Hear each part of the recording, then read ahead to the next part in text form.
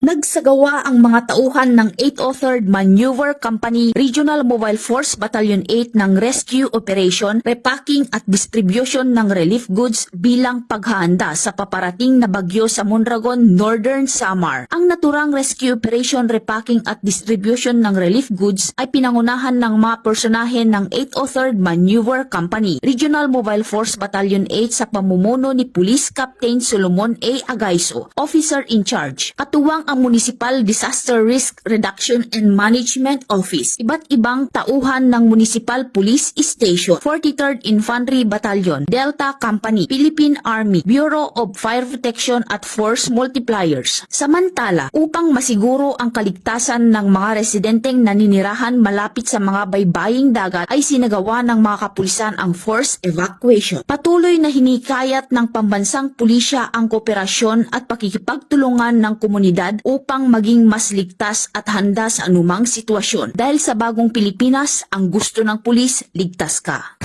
Mula dito sa Eastern Visayas, ako ang inyong PNN correspondent, Patrolwoman Palafox, alagad ng batas, tagataguyod ng Balitang Pulis.